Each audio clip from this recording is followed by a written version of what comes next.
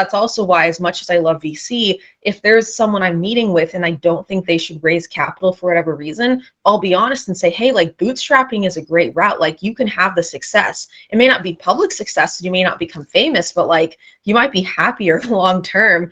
And so I think a lot of it just comes down to like people just wanting to make things look good or just have that air of like exclusivity and all that. And because people do see VC as like very exclusive, and I think it's the wrong reason to be in the industry. Like for me, yes, there's some great things I've gotten to learn and meet cool people and go to some nice events, but like that's not what it's about. It's about helping founders, and it's knowing the mission of why you're doing this. And so I think that's honest.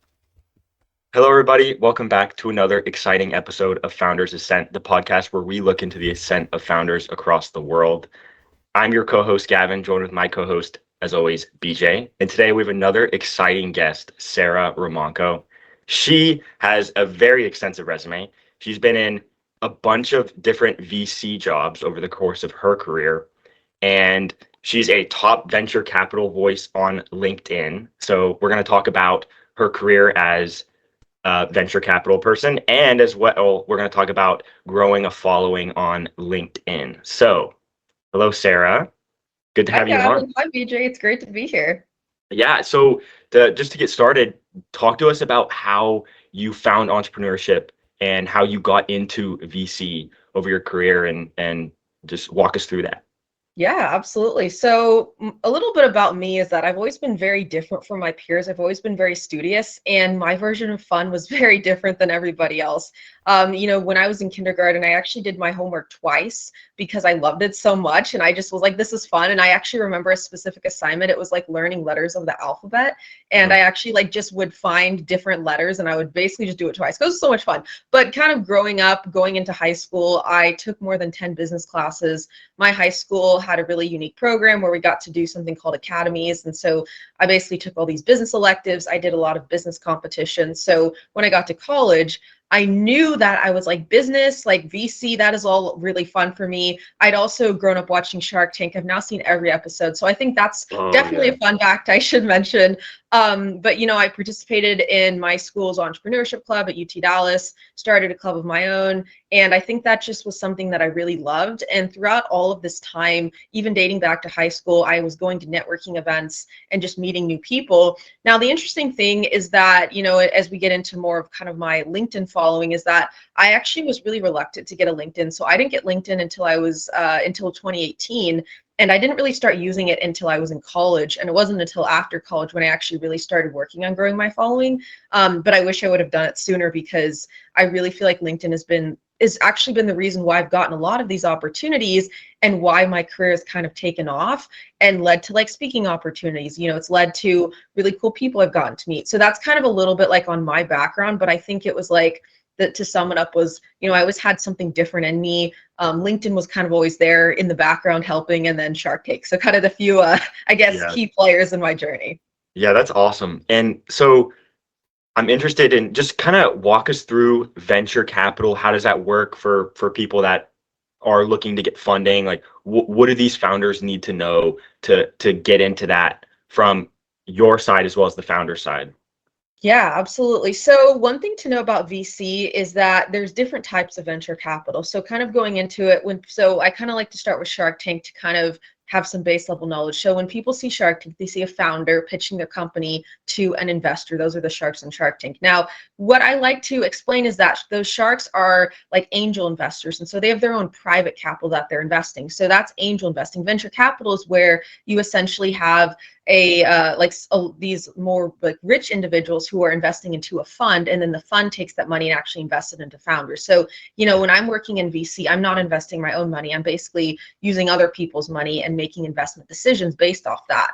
And there's different types of venture capital firms. So there's traditional VC, that's just private capital that's being invested. There's government VC. So there's actually government governments will actually fund venture capital funds, and so they basically just hire people to run that, and the money's coming from the government. There's corporate venture capital, where corporations, we call them CVCs, corporate venture capital, are actually investing off the balance sheet instead of investing private capital. And then, based off all those different types, there's also like accelerators and incubators. So that's more for early stage. So it's not as, it's still a part of venture capital. But within that, you also have all of these different stages and different industries. So you have like pre-seed and seed, which is the term for companies that are very new in their journey. So maybe, very little revenue. And then you can go up to higher, what you call series rounds. This is just like venture capital uses a lot of terminology, and it's really not that complex. It's just, you just take some time to learn to get into it. And then of course there's different industries that some firms invest in specific industries, some invest in all industries. And so it's kind of finding about that specialization. So that's kind of the general overview, but what founders really need to know, I think the most important thing that I've learned is that founders really need to make sure that they aren't doing like reaching out to a bunch of random people and just hoping somebody invests, because I receive a lot of cold outreach and I love helping founders. Like I'm really passionate about that. But if someone's going to reach out and they haven't done their research and it's the wrong investor, it's just a waste of everybody's time. So I think it's important for founders to really do their research and just make sure it's the right fit. And that's something that I also speak about a lot, is like doing entire presentations on, here's exactly what founders need to know and here's how they need to fundraise. So I'll pause there, but that's kind of just like the lay of the land, I would say, for those who are just learning about venture. Mhm. And so you entered venture capital very, very early as a student, right? And so what were sort of some of the challenges getting into it as a student, and how did you overcome them? I love this question, and this is something I'm very passionate about. And what I would say is that I think the biggest challenge was trying to show that I had the experience and I had the knowledge. And to be honest, that's still something I face today being in Young VC. I'm 2 years out of college, and I like to tell people that because I think it's important to know that young people can be in VC and they should be in VC because they offer a unique perspective. But the challenges that I faced, so like when I was in college, I think the main thing was trying to find the right people to, I guess, talk to and find the right roles. So I got a lot of my early roles because I knew someone, I built a relationship, but it was trying to prove that, hey, I'm so young, but I know what I'm doing. And so I think a lot of it comes down to having the confidence and knowing that you can do it, even if like maybe you've done something similar in the past, but not exactly. And then standing your ground. That's something I've had to do a lot of, is like, especially in my interviews right now as I'm in my transition period interviewing for roles, but like being really ready to stand up for yourself and not being afraid to speak your mind. And I think that's something that is not only important in venture, but in a lot of other careers, especially when you're a student, and having like being strong-willed, but also being open to negotiating. I think it's a very rare personality where I'm someone who's like very like strong in what I believe in, but I also can negotiate, and like trying to like teach that, I feel like is very difficult. But if there's someone like that, you know that you have to like have them on your team, because I remember when I was in Entrepreneurship Club, our team was excellent because we had a lot of different personalities, and like I feel like everyone got along really well because of like we knew how to work with these different types of people. And so acquiring that like specialized experience to back up that confidence, what are some of the best resources that you found? How did you do that?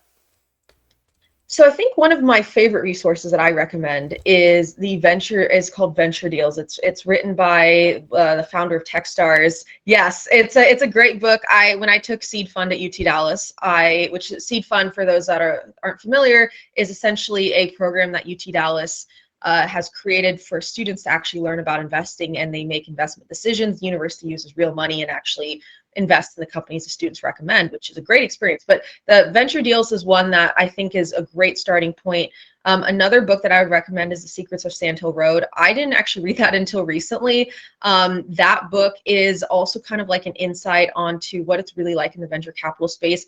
It's actually great for founders too to read these books, because whether you're a VC or you're a founder, from the founder side, a founder wants to see how a VC thinks. And so I think it's really important that the founder gets that perspective of knowing, okay, like this is exactly what a VC is looking for, and this is what I need to improve in my pitch deck or improve in my business plan. And then I guess a few other things I would say is there's a lot of great, like, so if I just speak specifically from the VC side looking to learn, there's a lot of great programs. One's called Venture Cooperative. It's a free program to learn about VC. You apply to be in it. There's another one called, actually, it's called, when I was a part of it, it's called Gen Z Scouts. Now it's called Daydream Fellows, doing a lot of like VC sourcing work. And then there's also a lot of great VC programs I've heard of, like VC University. I haven't personally done that one, but heard great things about it. Those are just a few programs that I would highly recommend. And then I'm also a part of something right now called Angel Squad with Hustle Fund. That is a paid program. I typically don't recommend paid programs, but that's one of the few that I do because of the value I found from it. And like, it is an investment, I'll be honest, which is very hard, I think, when you're a student to make investments that are, very, very expensive, right? But I think now where I'm at in my career, like, just the connections, because VC is a lot about connections. It's the sessions I've gone to, but that's kind of what I would say, just some resources to get started. But I also, on my LinkedIn, I put a little link tree of resources that can help people, both founders and VCs, because I think it's like one of the whole, like, to sum up kind of all of why I do what I do, it's like I think you need to be very transparent in this industry, and it's not like that. And so I always want to make it as accessible as possible and be very open and honest about my journey, because I think, like, I didn't always have that when I was trying to break into VC. So I was like, how can I be the resource I wish I had, when I first started. Yeah. So why do you think they're not very transparent with everybody? Like, why do you think that is?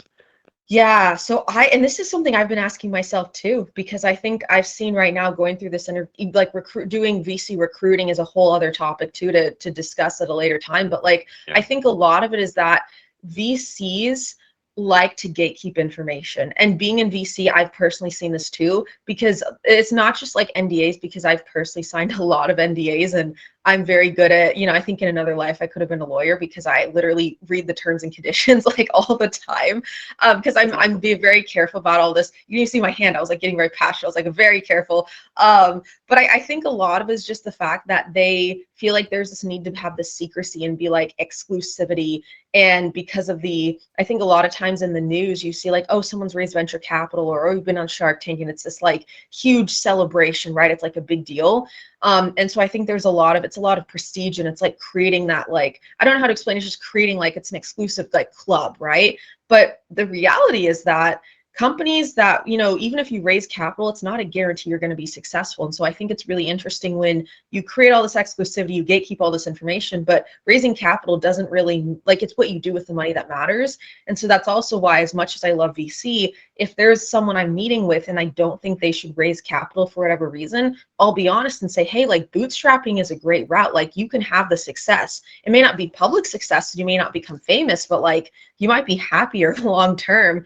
And so I think a lot of it just comes down to like people just wanting to make things look good, or just have that air of like exclusivity and all that. And because people do see VC as like very exclusive, and I think it's the wrong reason to be in the industry. Like, for me, yes, there's some great things I've gotten to learn and meet cool people and go to some nice events, but like, that's not what it's about. It's about helping founders, and it's knowing the mission of why you're doing this. And so I think that's honestly what I would say is why, like, there's all that gatekeeping. But and another thing I'll add on to that is that all these terms, I've used all these terms so far.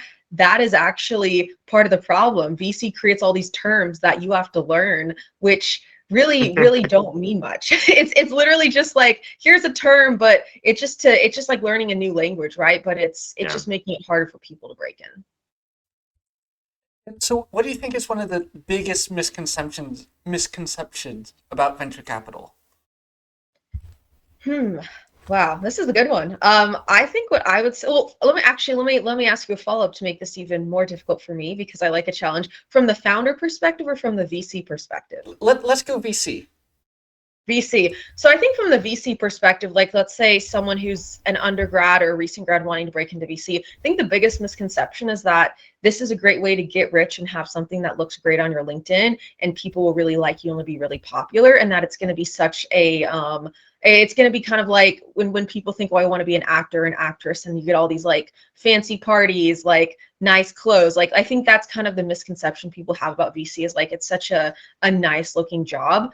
But I think the reality is that because of how hard it is to not only get in, but actually get a role that's a good fit from both like the firm you're working at to having good reputation to the actual work you're doing. I think it's that people need to realize what's actually involved in the job, and that it's not like I love what I do and I truly enjoy it, but that doesn't mean it's going to be an easy day every day, because sometimes you're talking to founders and you have to tell them that their business needs to close down, right? Like you need to force an exit, not like, hey, we're going to make money, but like we have to liquidate for parts.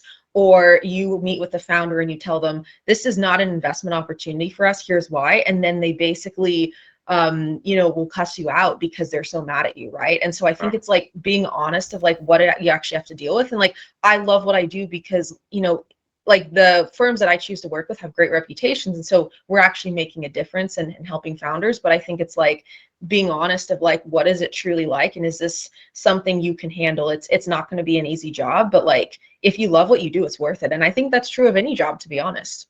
Yeah. And I think kind of adding to that, a common misconception is really the wannabe founders that think that being in part of a VC is going to get you experience working with founders. 100%. And I think that's kind of one that I was under the impression of. And it definitely doesn't seem like it's true. And can you walk us through that as well? Absolutely. And just to clarify, are you saying like from the founder perspective, like they get the credibility of having that like investor on their cap table? Just be clear, cap table meaning their list of investors who invested in them. So is that kind of like what you're saying of like just saying like we can brag like, hey, we have this investor? Well, that, but also just having the experience of just being around founders and to later go off and do your own thing. Oh, I see. So you're saying from like the VC perspective. Yeah. Got it. Okay. Yeah. So I think like, and that's a good question, because I think like it depends on the role that you're working in VC. So what I would say is that like I've done different types of roles in VC. So I've been on the investment side, but I've also been on what's called the platform side. Platform side is where you're actually like working directly with founders. And I think I think what I would say to this is that you do have the opportunity to work with founders in any of these given roles, but I think it's important to be clear on what the actual work is, and being honest in that working in VC and helping founders raise, I agree, is not the same thing as actually doing it on your own in your own company with like having that instability, right? Because with the VC firm, you have that stability in the job. And is this kind of the direction you're going with your question? Yeah, this is exactly where I was headed. Perfect. With that, yeah. Okay. So, and I think what I'd say to this is I think it's important, and this is something I talk about a lot too, is like when I talk with founders, being very honest, not only in like my purpose in helping them and what my role is, but also like if I were to start something someday, knowing that it would be completely different. Like I love working with startups, but for me to start my own company someday, it's going to be completely different. Like I can tie on some of the things I've learned in VC, right? But it's like, I agree, it's very different. And so I think not letting someone, not having someone take that to their head, if that makes sense, not having that ego of like, oh, well, I worked in VC, so, and I help founders raise, so that means I can run a successful company like on my own. I think just being honest with yourself and not trying to like say, because I did this, I can do that. Like having the confidence that you have the skills, but not like, you know what I'm saying? Like not saying that it's a guarantee or that it means you're better than everybody else, because I think everyone has different experiences, and like I'm proud of the things that I've done and I've built, but I would never tell someone, oh, I've been a past founder, because I've created things, but I haven't founded a company. There's a big difference, and I don't think you should ever lie to a founder or overinflate titles. I'm very big on being honest about what I've done. So I really, really like that question. Yeah, and so I've seen this because I was interested in that to Yes. see what for myself, because that's kind of why venture capital caught my eye at one point. And I found this post on Reddit, which I want to find and link it in the description for this video. But it was someone saying their completely brutally honest opinion on venture capital after having done it for a few years, and that was one of their points on it. And it was Yes. it was a very, very long post, and it was awesome because this person was being completely transparent with people, and it seems like you were saying earlier, transparency is not something that you see very much in the VC world. It's not. So it seemed like a lot of people were taking a lot of value from that post because it's not something you could find very easily. 100%. And that's something that I value so much. And when you do find that, definitely share with me as well, because that's something that I love to promote. Anybody who's brutally honest about what things are truly like. Yeah. I think when I was first kind of breaking into VC, I was meeting with a lot of founders and trying to learn from the founder's perspective of like what it was like to actually be a founder. Just so that way I could actually have some more knowledge going into VC. Of course, it's not the same thing as starting a company, but just have some knowledge. And they were brutally honest with me in terms of the founder journey, what that's like. I won't go into a lot of it because a lot of it was very personal, but just things that like are heartbreaking to hear. Generalizing about all of these without saying anything specific is like, people having to maybe deal with like a divorce because they spent so much time in their business, dealing with mental health challenges, dealing with financial struggles, like real problems. And I think that's something where and this is also why I think when I tell people if they really think VC's for them, to not take the job lightly and not think it's all about all these fun events, like take this very seriously, because, as a founder is having to manage the finances for all these other people's like livelihoods are on the line if the business succeeds or not. With VC, I look at it the same way, like your decisions and your recommendations are going to directly affect this business. And so you have to approach it with the utmost professionalism and care and empathy for these founders, because they've dedicated their lives to this. And like, that's something where I'm like, I think that's a lot of things people don't realize is the stress of like if you're actually running your own fund, you are dealing with like I've talked with people of like they've had to deal with founder suicide. Like it's been really brutal, right? And so I think there's all these things that like you really have to have all this empathy and understanding of like, when is it on finance, but when is it on caring about someone? And sometimes a VC will actually have to recommend to a founder, you have to close your company for your health because of, what it's truly like to be a founder. And I can't speak on what those experiences are. I can just say my experience from talking with founders, but when you interview founders, they'll tell you like it's brutal. So I think it's just, for me, I care about this so much, and I'm like, I don't ever want someone to go into VC for the wrong reasons, because it can have a really bad impact on people. And it's, you really have to care about who you're working with in this industry. Wow, that's a lot. And so how do you balance that, right? I imagine a lot of your job is saying no to a lot of very Yes. helpful people. And so how do you do the yeses balance that out, or just mentally, how do you deal with the balance of I can't help all these people, but a lot of them I shouldn't help because stuff needs to be fixed? Yeah, and that's honestly really difficult. And I think that's another thing people don't realize about the job. Another misconception is it's like everything's pretty, all of it's fun, right? And I mean, it's fun for me, but just to be very clear, like there are these things that are still very tough. The way I balance this out is that even when I tell somebody no, and like you said, there's a lot of no's, and that is very challenging to tell people, is I do my best to find a way to help. So, I receive a lot of different inbound, both through like email, LinkedIn. If I'm in a lot of networking groups, so founders will reach out, both from the standpoint of, hey, can you give me advice? Because I also just do like free calls with founders to give back, and that's kind of my like community initiative, and that's helped me build my brand.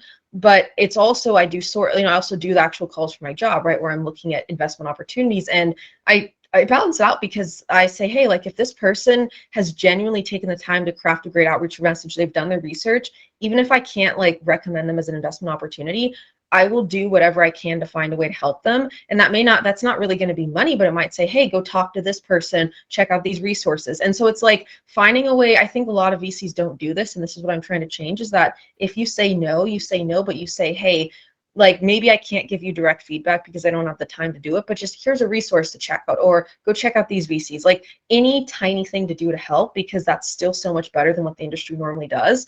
And it still does hurt, because sometimes you'll have a great founder, and it's like a lot of times, I would say, well, not a lot of times, all the time, it's not really going to be a personal saying no. It's going to say, it's just a business decision. I think founders take a lot of things personally, but it's not a personal thing. It's saying, hey, your business isn't a fit because of X, Y, and Z. And so you just basically tell them that, and you do it with, like, this goes back to professionalism and empathy, but you really just need to treat them with respect, to be transparent, because the VC firms that do this, they have, like, every founder loves them and they get the best deals. So I think, like, if you have this approach, and that's kind of balancing out the no's and the yeses, it just kind of creates good in the community, and then everyone's happier for it. And there's a lot less mental health issues among the founders when you treat them with this respect that they deserve.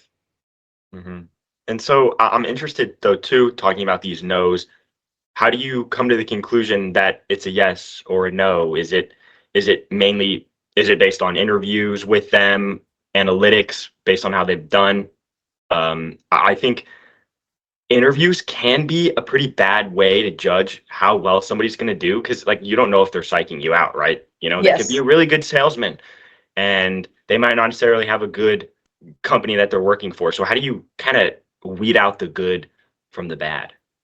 Yeah, it's a great question. So the way that it works with VC, I receive inbound. It kind of starts. There's like a process. So I receive inbound in any number of ways, like email, LinkedIn, my networking groups. So I'll typically receive a pitch deck from a founder with a personalized outreach message. What I first do is I look at the pitch deck. On average, VCs spend 2 minutes looking at a pitch deck, which is crazy. You just have to because you get so many pitch decks. I think most VC firms on average get about several thousand decks a year that they look at. And so you're going through this like rapid fire. And so what I do is I look at this pitch deck and I really try to understand, like, is it a fit for the company or the firm that I'm working with, and really kind of looking at their investment thesis and seeing if the pitch deck matches that. I think one thing that's important to me is the team, founder market fit. Is there a clear story? In 2 minutes, can I figure out what the business is doing? If I can figure that out, that's kind of my first pass. Then after that, I'll do a little bit more like deep analysis on the market, doing some industry research. And then past that, if there's a fit, that typically it'll move into like doing what we call pitch calls, which is kind of like an interview where the investment team, different members of the investment team will meet with the founder. They, depends on the firm, there's different stages. Then you go into due diligence. There's also an investment memo in that process. Each firm kind of does it differently in terms of like when they do the investment memo and the diligence. Like it just some are very quick, some are longer. Several weeks to several months is how long this process to investment takes. And then in the final stage, it's going to be a term sheet, so negotiating terms, and that really is just the VC's way of saying a legal contract of determining when you should get your money and what the rates are. So like if, for example, if you're taking a loan and like what interest rate, it's kind of like this concept except with VC and what you get in this investment and what's expected from both parties. So it's really just a legal document. And so that's kind of the process, and that's how I kind of determine I determine, as well as the firm I'm working with determines who they should invest in. Yeah. So in these several weeks and months, is no news typically good news, or how much communication can you expect? Yeah, so that's also another thing that is frustrating among founders. I am frustrated too, because as a VC who cares about founders and truly wants to make their lives easier, that's something that's really tough. So it really depends on the VC firm. And like a good VC firm will communicate with you and give you updates. Like the best ones will actually have their process listed out on their website and actually say this is exactly what the timeline looks like.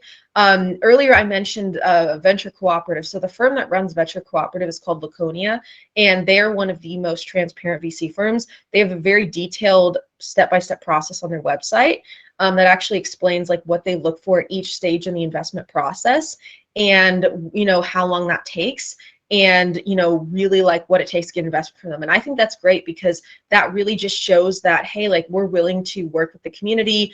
Their managing partner was actually Forbes 30 under 30, which I was so excited about because of the work that she's done to making VC more inclusive. And so I think like, kind of going back to your question, it depends. I think typically I would say no news is more bad news. That's my opinion from the VC side. I can't speak to the founder's opinion. I would say that you really want to be receiving, like saying, okay, we're going to be needing this from you, or give us this amount of time. And so I think it's really just like, it also depends on how much time has passed, but if too much time has passed, the VC's probably forgotten about you. They've moved on to other investment opportunities. I mean, I think personally, like if I were a founder, I'd want to keep hearing things, but also VCs will remind founders that, hey, we're looking at like dozens of investment opportunities, and so we can't always get back to you. So yeah, I think it just depends, but a good VC is going to keep you updated, and like if they're really interested, like they'll make it pretty clear. When a VC wants something, like they'll basically fight their way into a deal, because some of the really great companies, like VCs will actually reach out to the founders and say, can I invest? That's when the founders are like, Yeah, that's when it's a founders market. It's just pretty crazy. Those are kind of the like YC companies, or the, the next Microsoft or next Amazon. Okay. Yeah. Do you have any like super exciting, notable startups stories you want to share, like a particular company or something that you can point to as this was really fun for whatever reason? Yeah, so I think a really great example of this. So I've done a lot of like cold outreach, and I've been really good at building relationships. And that's something I've like really enjoyed, honestly, because I just love meeting new people, and I really love this industry, despite all the issues with it, right? I think you have to learn the game. I think they told someone this the other day. You have to learn the game to be able to change the game to make it better for everybody else. So I've really tried to work with a lot of different types of founders, specifically underrepresented founders. I met this immigrant founder through Gen Z VCs, which is also a great resource I should have mentioned earlier. It's a Slack group that everybody should join if they're interested, founders and VCs alike. And I just sent her a message and I said, hey, like, I love what you're building. And I am basically, at the time, it was like a soft skills platform for Gen Z. Now they're focused on soft skills for sales teams. They pivoted. They're called Dextigo. Definitely want to promote them because I love them, and the founder is amazing. But I reached out to her, I just got to know her. We were chatting back and forth. This ultimately led to us kind of just doing like building a really great relationship. So I wasn't necessarily working for her in like an official capacity, but over time we were just sending each other resources. I helped her organize a focus group, introduced her to some VCs, got her featured in like a newsletter for a startup I was working with, and also spoke like at one of her events. And that's just something, what I've loved is that we've stayed in touch. And that was like in May 2023 when I first reached out to her. What I love about her is that she's like really responsive on LinkedIn. Like, a founder is like, has a million things, right? But if I reach out to her and I like ask her for something, she's very responsive. And I think that shows like her commitment to not only like her business, but just helping other people.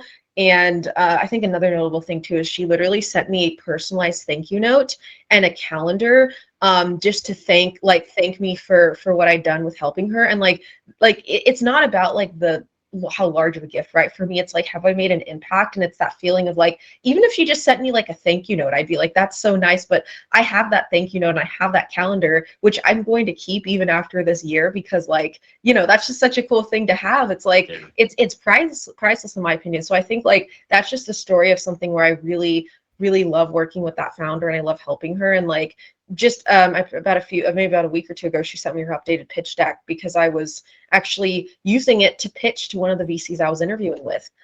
So yeah, like I think it's just helping people goes a long way. And this just goes back to like, when I find a company I really like, I just want to help them however I can. Yeah, that's awesome that you're able to form a connection like that with somebody that you met off of Slack.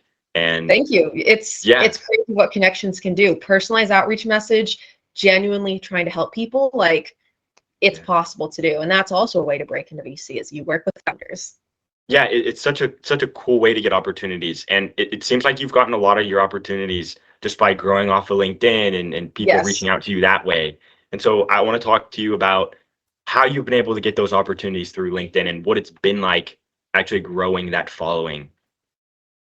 Yeah, so I think like what kind of first started it. So looking back on my journey, and this is something I like to highlight, because a lot of people will be like, "Oh, you've spent years building your LinkedIn, like you've had all this experience." And one thing I want to be very clear on, like, yes, it took time to build my LinkedIn, but I didn't actually start really trying to build my LinkedIn until I would say after I graduated college. Like I was active on LinkedIn in college, but it wasn't until I graduated where I was like, man, like I want to focus on this. So the timeline, 2018, a mentor of mine forced me to get a LinkedIn. I'm really glad she did, because I'm a stubborn person. We've established that. I'm very strong-willed. And I was like, I don't want to get a LinkedIn. Why should I get a LinkedIn? And she's like, you're going to want a LinkedIn. You're going to thank me one day. And I was like, sure. Yeah, I definitely am thanking her. But it was 2018. I got that. I had, maybe looking back, because I have a history, I have all my connections in a database. I'd say maybe I had like 20 connections back then, like seriously 20. And then in college, when I joined the UT Dallas Entrepreneurship Club, we were trying to promote our events. And so I was kind of doing like promotion for the UT Dallas LinkedIn page, some other LinkedIn pages for clubs, but also posting kind of casually on my LinkedIn. At one point during that time, actually, one of the founders from one of the first episodes of Shark Tank, like she was actually on the first episode. I can't remember the name of the company. But she reached out to me because she saw a post and she's like, we should connect on LinkedIn. And I was like, completely like freaking out. I was like fangirling. I was like, Wow. yeah, like that's so cool. I want to connect with you. She had just reached out and said, hey, let's stay in touch. Like, I liked your post. Like, if you ever need anything. And I was like, yeah, like that's super cool. Looking back, I still freak out about that. But I think since then, like, I was a little active in college, but then when I graduated was when I was really like, okay, I really want to focus on building my brand because I had a lot of difficulty with VC and just getting people to recognize who I was standing out from the crowd. And so that's when I really was like, what can I post about that will really interest people? So I post about different things on LinkedIn. So I post about my community involvement, startups to watch, how to break into VC, and then how startups can get funded. And so that's kind of what I built my brand around. And I post about all of these things. Like this week, actually, for example, I went to 3 events. And which is insane. I'm also on crutches. So trying to navigate that has been a fun little challenge, but it's kind of the founder mindset. Like you think like an entrepreneur, even if you aren't one, because I respect entrepreneurs so much and I try to be resourceful, but I think just posting about that, what I've learned, that's brought a lot of value and just staying really close to my heart and trying to not to stray too far away. Like it's better to have a smaller following with more engagement and more focus than a larger following. So for me, like I'm approaching 10,000 followers.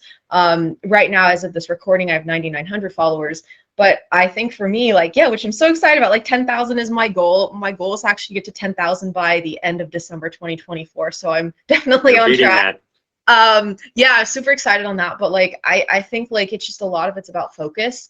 And when I think of my follower growth, like I hit so followers and connections too, I want to just do a little tangent, are different on LinkedIn. Connections is like if you are both actually connected with each other, it's like you see their post, they see your posts. Followers are you only see their posts, but they don't see your posts unless they follow you back. So I have 1,000 more followers than I have connections. And so which is actually a pretty good ratio because that means if I lost all my followers who are not connected with me, I'd still have like around 9,000, which is still really good. I think that's great in terms of my following, but I doubled my connections actually from June 2023 to June 2024, 4,000 to 8,000 connections. And so that was pretty impressive and that kind of took things off. But yeah, I think honestly, it's just been a lot. It's helpful with the opportunities. I'll pause there because I could talk about this for hours. Yeah, that's awesome. And so you were saying that you'd rather have a more loyal following than Yes. an actual audience size. And so what are your advices or pieces of advice for people that want to build that loyal following? Is it posting more niche content? What does that look like? Yeah, absolutely. So this is something I was actually talking about with some family the other day, and we were talking about kind of my focus area and my like why I focus specifically on VC. So I think what's interesting to note is that we talk about what my follower count is. If you look at some of the top, like a lot of top people on LinkedIn, people who are like in recruiting, for example, have several 100,000 followers. There's this top VC I follow that has like 60,000 followers. And you'll notice that more of these specialized areas are going to typically have smaller followings because it is so niche. And I think that's very valuable because for me, like 10,000 was an arbitrary number I set. It didn't necessarily have like, I just was like, to be honest, I thought 5 digits is cool. Like I like that. But I think what's really important about having niche content is that you're able to better connect with your audience and you know exactly what you're posting about and you're becoming a subject matter expert. And I think that's very valuable because, for me, I'm not just saying I'm going to post about like, all types of VC, like specifically it's early stage VC, underrepresented founders, startups to watch within that area. And I don't really target the later stage companies. I don't target companies that are not in my areas of interest that I can't speak about. And I think that's just really important because not only does it help you get more specific opportunities, like the speaking events that I've gotten have actually been because it's been very specific to what I talk about, what I care about, but it's also because it's the types of people who are interacting with your posts and what those opportunities can lead to. And so I think like for me, I think niche is better. I've actually also, and I don't remember the name of this, but there's actually like some newsletter where like I believe it's like 5,000 or 6,000 subscribers, which in the scheme of things doesn't sound like a lot, but because all of those subscribers are so specific, they get insane sponsorship dollars because the subscribers are direct customers of who the sponsors would be. And so it's like if you have that really specific audience, they can, and for me, I don't like make money, of course, by posting. It's more to help me get opportunities. But I think like from what I've seen, it's always about niche content is better. And it's kind of with a startup too. Like if you start a company, you can't be good at everything. You can't be everything to everyone. Someone told me that the other day. And it's about being focused and have a specific market and just becoming really good at it. Now, once you're good at it, you can expand to other markets. But until you become good at it, you shouldn't. And so that's a really great methodology I tell people if they want to start building a brand. And so we've talked a lot about numbers, and I love numbers, business analytics, right? Excel is my favorite. But then Yes. I think a lot of people will get on LinkedIn, they see, oh, Sarah's post got 500 likes, that's amazing, I'm going to do that too. And then they post and it gets 2 likes and they had to ask their friend for one of them. And then they never post again, and it can be disheartening. How do you stay motivated to create content while still trying to enjoy the numbers and grow? Yeah, so this is something I struggled with early on, actually, and this is also why to be honest, I'm not the biggest social media person, and I think that's kind of ironic considering, so like I actually don't have an Instagram. I had Instagram, but I got rid of it because I hated it so much. But I think like for me, I look at it as a means to helping me do what I love. So in the beginning, and this is something I've kind of also learned too, as I've been more focused on, I think right now, like I have been getting a lot of likes on my posts, which is really cool. But at the same time, it's also realizing that sometimes things on social media perform better for some reason that you can't explain. So like I had, and this is also how this is answering the question kind of indirectly, but I had this post that I spent maybe like 10 minutes on.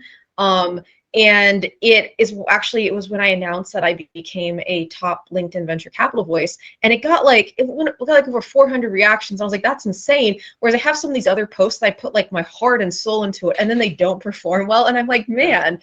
And I think that's really tough because you're like so focused on like performing and like writing the right content, great writing. But I think the thing to remember is that, first of all, there's a lot of different ways to measure engagement. So there's impressions, there's reactions, there's different types of reactions on LinkedIn, there's comments, there's reposts, there's reshares. And one post could have more reactions, but another post could have more impressions, which I'm still kind of learning how that analytics side works because I don't have a marketing degree. And so I'm kind of just learning this by reading online and just teaching myself as opposed to like formal education, which I also think is really cool to just learn it myself. But I think I stay kind of motivated and saying, okay, the purpose of this is to do it because I really want to help people and I want to kind of grow my career. And so one thing I've started doing recently is looking less at the number of followers. Yes, I care about the followers, but looking less of like the actual likes and reactions on my content, because as long as my follower count is growing and I'm doing something that matters, I'm not losing followers, that actually means that I'm doing something right. Because I think for me, like if I have a post that got like 1 reaction, clearly there's something wrong with that given how many followers I have. But I think like over time, if I'm consistently getting reactions, I'm getting comments, I'm getting people like at events, actually people will say, hey, I've seen your posts, like great content, getting that positive feedback, or just knowing you helped one person with your content, then you're doing something right. I think it's just also remembering like the algorithm, sometimes your content may not perform as well. So I think I stay motivated by trying to focus on the bigger picture. And honestly, in the future, I'll probably rewatch this podcast and say, remember you said that to yourself, because there are days where you're like, man, I wish I had more likes. And this is why I don't want to be an influencer full time. Like I do think it's very hard because you can get caught up in that. And so I'm trying not to make it my main thing. I'm trying to make it like, it's just a platform to help people. And it's fun to speak my voice, but not like trying to get caught up in it, if that makes sense. And I think like with students, this was also hard for me too, because I would get like 2 or 3 likes when I first posted, but I would just say consistency and being honest with yourself of like, is the content I'm posting really good? If it is really good, why is it not performing well? And really taking the time. And if you've done a concerted effort on this, then I think like your content will eventually perform well if you work hard at it enough. You just have to like be honest on that, because when I posted before, my content was terrible. I look back at it so I can tell people and motivate them and show them that I've actually had really bad content. Like it just takes time. Like if you keep trying, it will get better, but just like don't be too hard on yourself when it doesn't perform well, because like everybody is a beginner, when they first start. Yeah, and I think that's going to resonate with a lot of people, including myself, because I'm not the biggest fan of social media in general. But if posting on social media means that you're allowed to do what you love and connect with other Yes, people, then I think it's extremely meaningful to post a lot more. Because I have an absolutely. Instagram account, but I'm not really on it very much because I don't know if I like the culture that it promotes. But Exactly. if LinkedIn, I think, stands out because we're able to connect with people, and a lot of people are on LinkedIn for certain reasons. And we've talked with another guy that has his own podcast, and he was saying that the people on LinkedIn are different than other social media platforms. The Yes. people on LinkedIn are the kind of people that actually want to do something with that platform and use it to promote their career or get some sort of opportunity or allow other people to get opportunities through them. And so that's the cool part about LinkedIn that I think is different than other platforms. Reddit is awesome as well, BJ. I know you're probably thinking about that when I was saying that, but Reddit is great. But I think besides those two, it's difficult for me to make a strong argument in favor of them. But I think the idea in general of using a social media platform as a means to do what you want, do what you love, I think is a great idea. Absolutely. I think one big challenge, especially as like students or recent graduates, to getting on these platforms and growing a following is they're still learning. And they view that statement as like a bad thing, that they don't know Yeah. and therefore they cannot post because they would be a fraud and yada yada. And well, I mean, my thought on that is like just be 2 weeks ahead of your followers, right? Just know, learn stuff 2 weeks prior and then post about it, and just keep that going where you're learning along the way. How have you sort of managed that? Being a doing this like pretty much immediately after you graduated. How do you manage the what can I speak about, what can't I? Yeah, so I like to approach this with the mindset of building in public, which is a mindset that a lot of founders use where they're trying out something new and they're very authentic and open if they don't know something and they speak out about that on LinkedIn or other professional social media platforms. And I think like what I really did early on was identifying like what I knew that I had some expertise in to where I knew that I could talk about it, and not saying I'd be really good at it, but just posting about it and then just seeing what people thought and then taking that feedback and then learning from it, I think is really helpful. So I think like early on I knew that I was really really good at going, like I was, one thing I've always just, what's interesting is I always find a way to get invited to events and I just show up, and I think it's that consistency that is also what like for example, like I'm literally on crutches and I'm still going to events. And then it's funny because I was honestly embarrassed at first because I was like, what are people going to think? Like I'm, I kind of stand out. And then I was like, oh, like, you know what? I'm just going to make this my thing. I'm the girl who goes to events on crutches.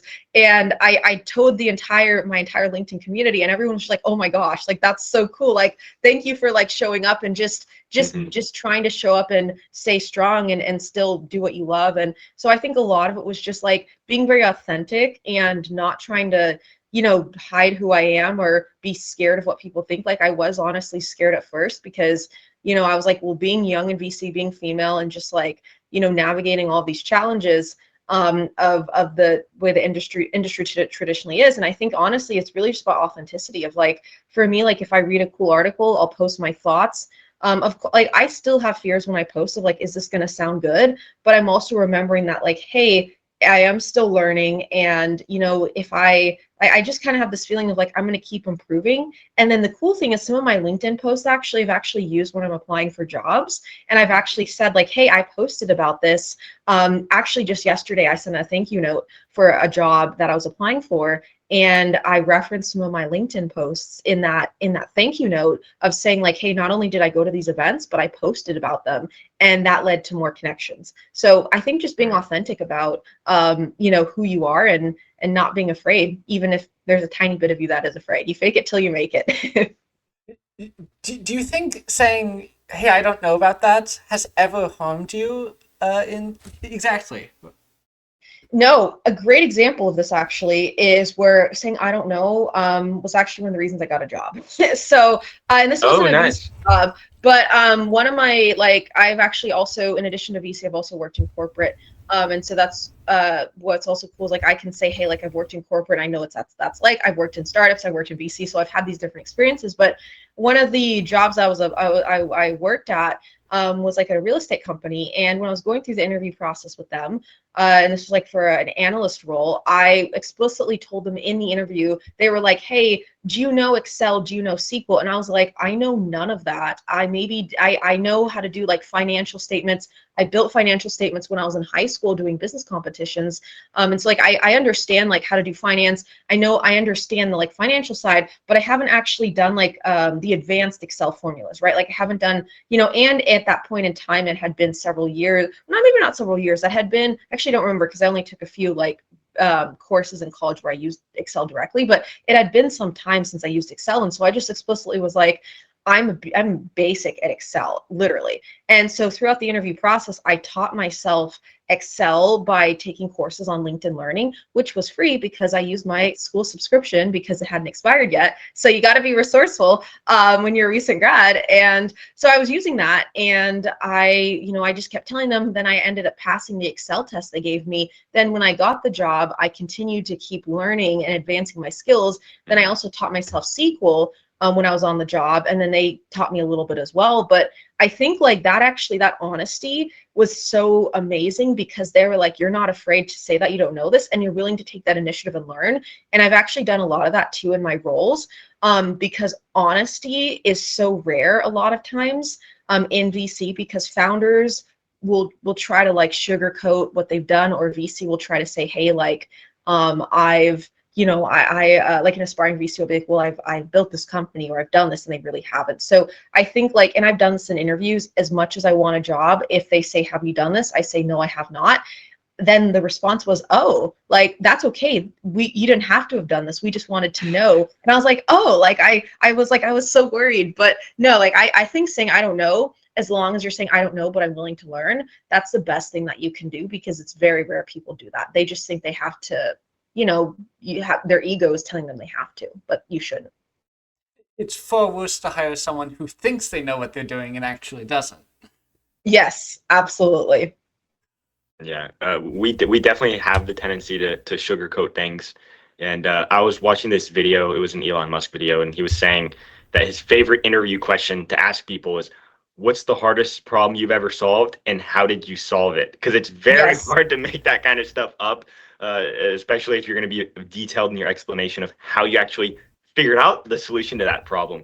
So I thought was kind of interesting. I love that question, and I'm going to remember that, not only for myself, because I actually don't know if I've been asked that question specifically. I think I have an answer prepared to that. I'd actually have to think about it. But if I ever interview people, I know, just like a side note, but when I was part of UT Club, I was doing a lot of interviews. I think, Gavin, you remember this, but we really wanted to give hard questions to our candidates. We were like, let's make this really difficult. And I feel like that interview probably really prepared you for other roles. Yeah. But yeah, definitely. If I'm ever interviewing somebody, I definitely want to ask that question, because like we were saying earlier, it's easy to sugarcoat things and say you know how to do things that you don't know how to do. But that's the kind of question that I think it's very hard to maneuver your way around and cheat the system with. So definitely. Well, just in working in the startup space and the VC space, what are sort of some trends and predictions you can see moving forward with the industry, with all the things that are changing?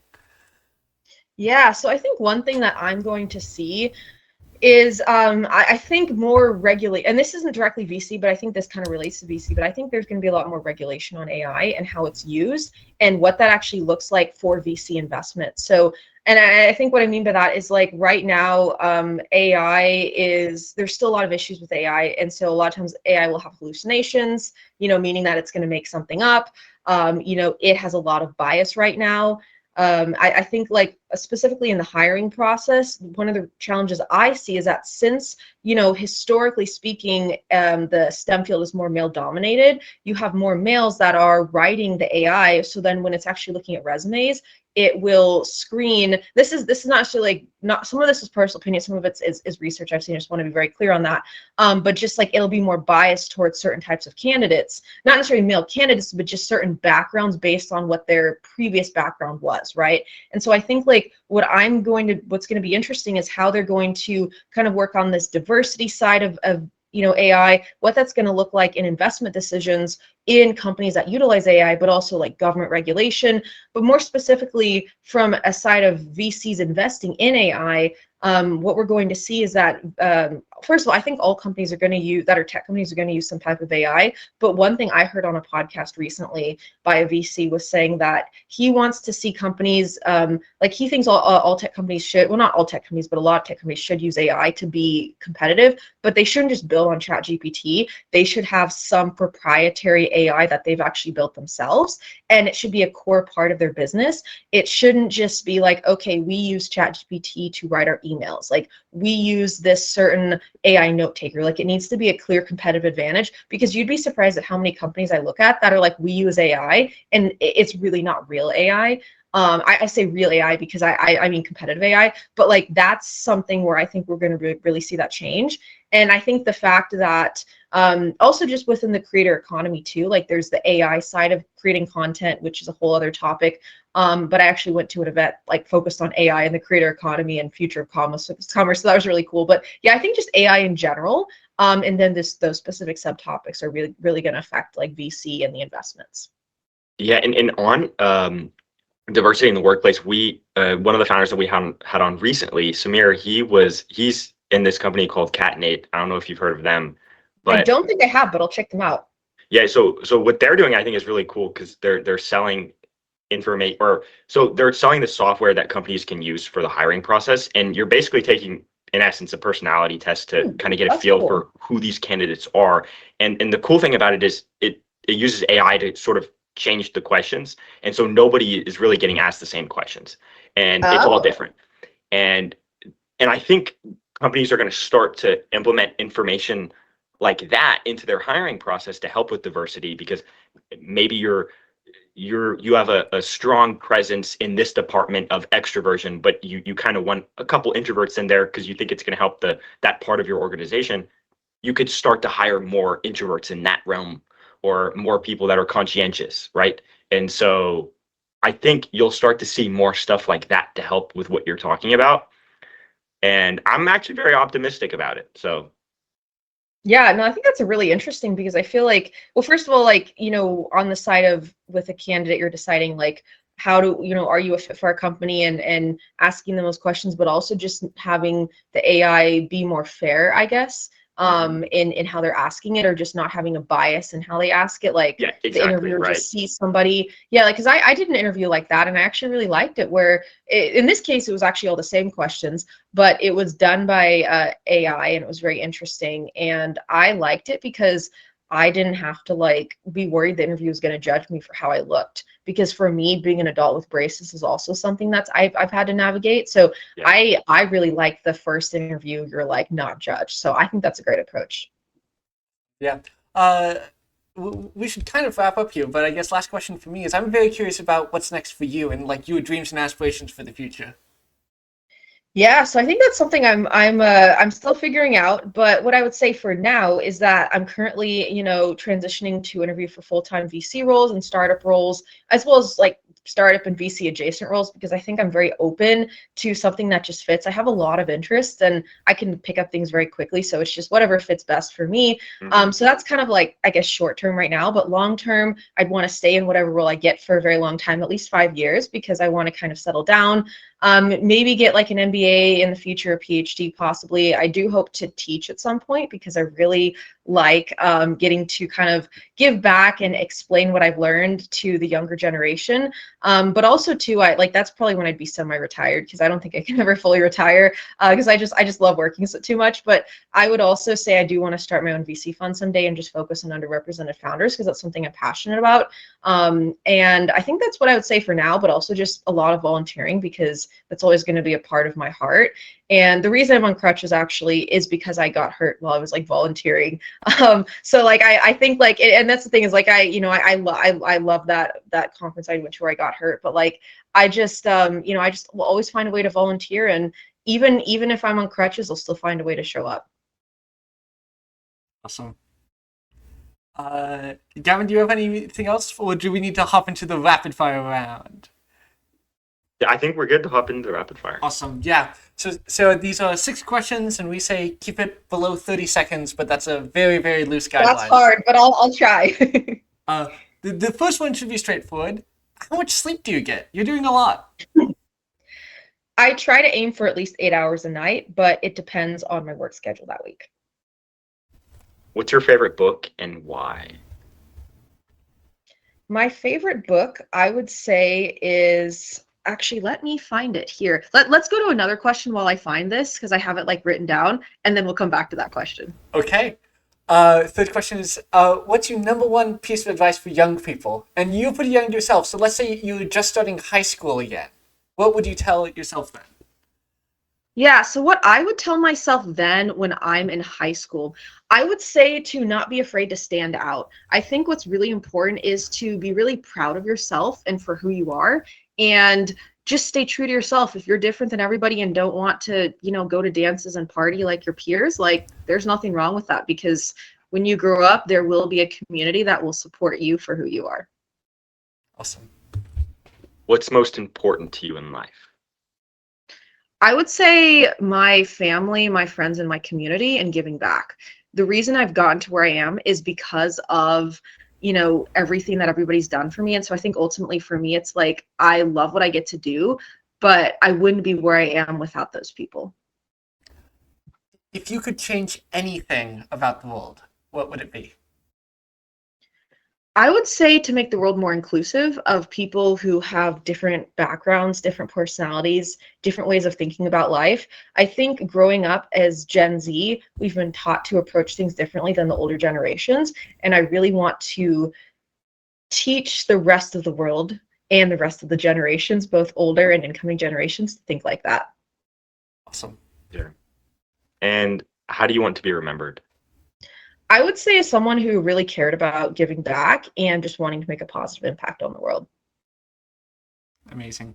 Yeah. Okay. Yeah, now we need to find your favorite book. That was the Yeah, last one. absolutely. I found it. I pulled up a presentation. I'm looking at several different books right now, and I'm trying to pick which one. What I would say is there's this book I read called Building Atlanta. It's written by, let me find the author, Herman J. Russell. And this is a book about how Herman navigated segregated Atlanta growing up, how he built an empire, and what it really takes to persevere. It's very inspiring. I think it's not directly like, earlier I talked about some direct like VC books. It's not a direct like VC book or a direct like, here's how to build a company. It's more a true story, like he wrote himself, of what life was like. And I think it's a great story, both from the standpoint of how can you understand something that someone's been through that you haven't personally experienced, and be able to learn and hear a different perspective on life, and just inspire you to help make the world more inclusive. But also just personally for me, in terms of like navigating, like it's inspiration for me of saying like, okay, I've had a really different journey. My path is not traditional. Just being inspired by that. And so I recommend that to everybody to read. That was actually gifted to me when I got to visit Atlanta when I was for a conference a while back. And so I just like, that book is, I literally couldn't put it down when I read it. And it was just, it's heartbreaking to read, but it's a worthwhile read. That's amazing. And I think ending with a story of perseverance makes perfect sense for we're Yes. to leave off this podcast, between you attending events on crutches and figuring out how to do all of this stuff. I think it's been a great story of perseverance, and I'm so glad you took the time to share it with us. Thank you so much. Absolutely. Thank you for having me. Of course. And to all our viewers, be sure to check Sarah out. Let's push her over 10K. She offers great advice about VC and startups in general, which I know appeals to a lot of y'all. So follow her and be sure to subscribe to us to get more content like this. Thank you so much for watching. We'll see you next week, Tuesday at noon. Don't be late. We'll see you there.